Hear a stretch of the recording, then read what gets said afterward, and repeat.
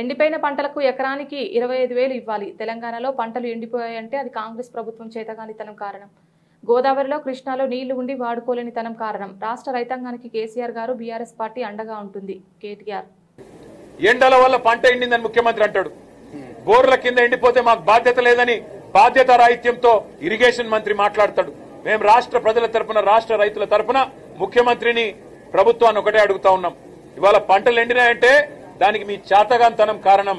గోదావరిలో నీళ్లుండి కృష్ణల నీళ్లుండి వాడుకోలేని తెలివి తక్కువతనం కారణం. చెరువులు నింపలేని తెలివి తక్కువతనం. పంప్ హౌజులు టైంకి స్టార్ట్ చేయలేని తెలివి తక్కువతనం. బరాజ్ ఏమన్నా చిన్న ప్రాబ్లం ఉంటే రిపేర్ చేసి నీళ్లు తీసుకోవాలనే సోయిలేని తనంతోనే ఈ ప్రభుత్వానికి ఇవాళ బాధ్యత మరిచింది. అందుకే మేము రాష్ట్ర ప్రజల తరపున అడుగుతా ఉన్నాం.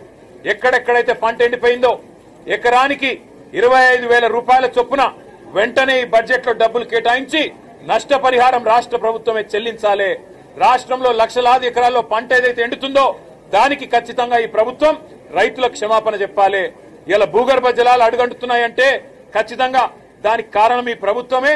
చెరువులు నింపకపోవడం, ఇష్టం వచ్చినట్టు చెక్ డ్యాములు నింపకపోవడం, ఇష్టం వచ్చినట్టు ఇసుక తోడుకోవడానికి, కేవలం ఇసుకతో దోపిడీ కాంగ్రెస్ నాయకుల జేబులు నింపడానికి మీరు చేసిన నిర్వాహకం అనే కారణం ఇవాళ గుర్తుపెట్టుకోవాలని కోరుతూ రాష్ట్ర రైతాంగానికి కేసీఆర్ గారు ఉన్నారు, బీఆర్ఎస్ ఉన్నది.